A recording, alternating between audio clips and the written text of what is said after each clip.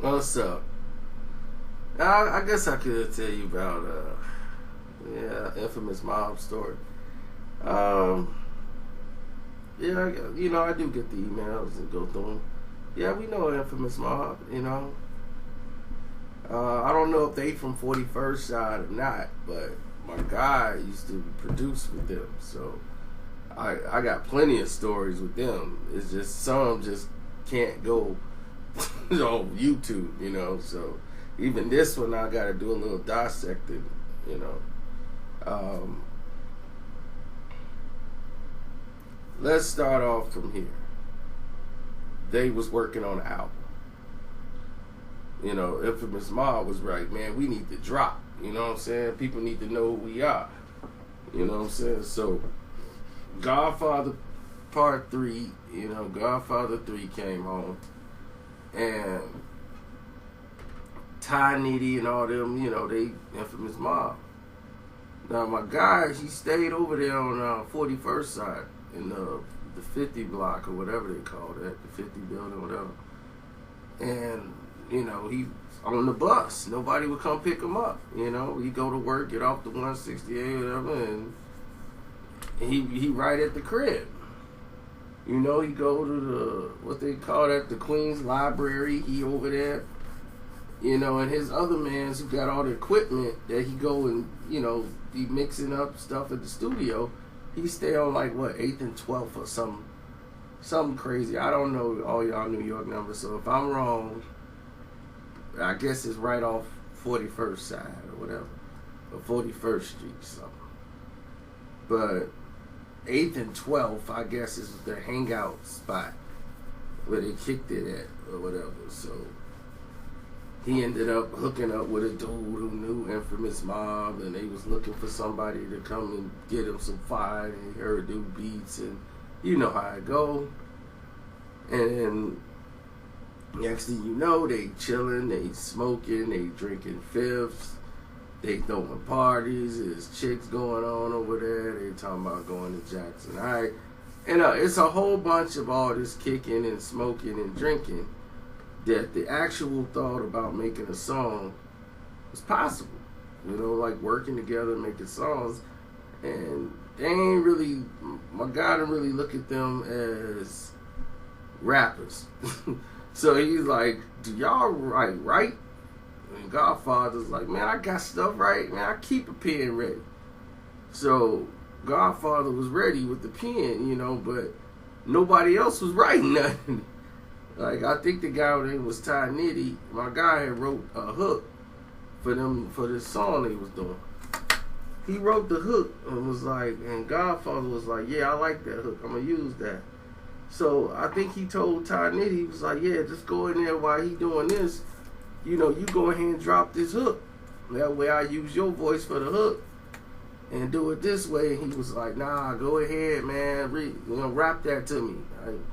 And so he rapped it to him. He was like, yeah, do it again, man. Yeah, just keep, like, all right. Then he went in there and spit it. He was like, nah, the same way it is on the paper. He was, I can't read, B. I can't read. Nah, I can't read, bro. That's what I said, man. You gotta say it to me. Tell me how you want me to say it. So I'm sorry if that's the wrong person, but it's one of the guys in the group who can't read.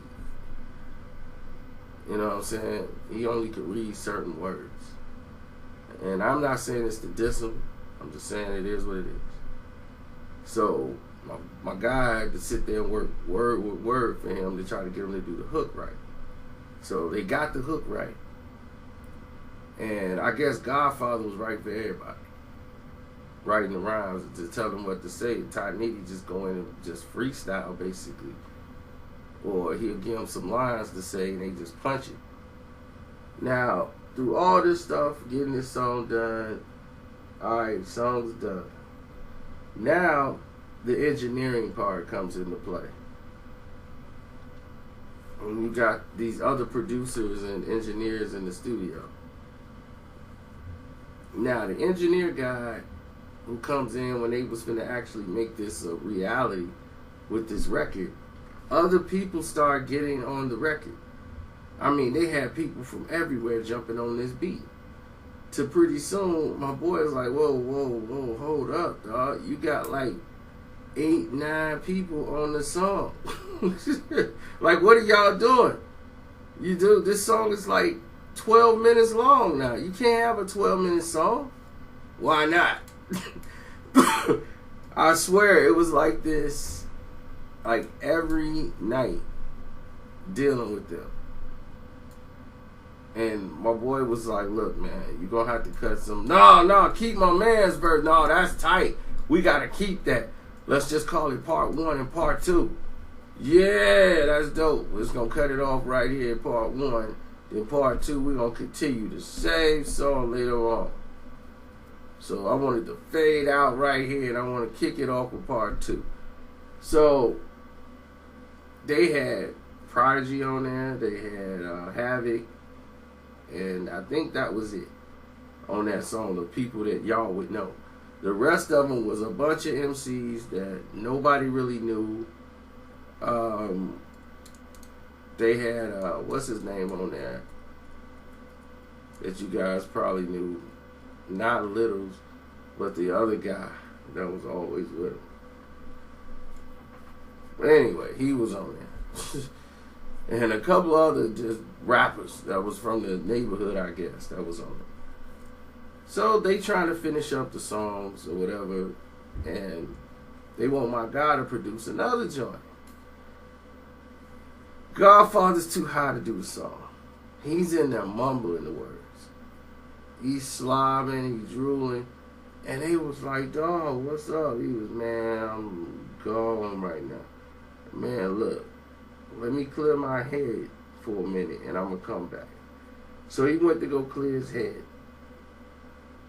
And this is what, I got to start editing a lot of this stuff.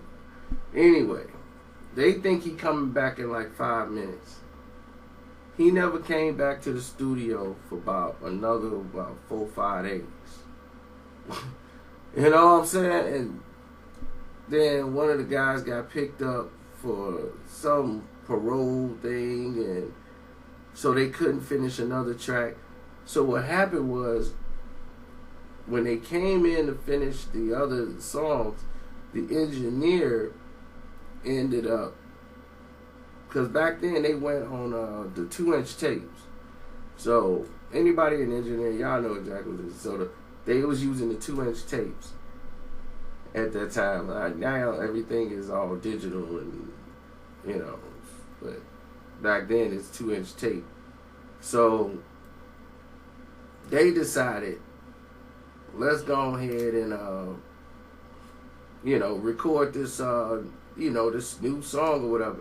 And what they actually did was erase the first bars, the first part of the song, and recorded over the first, the first verse, almost the whole first thing. When they cut it in two, said we're gonna cut this into 2 songs. They accidentally erased over the first part, went with a whole nother song. So they only had the part 2 parts.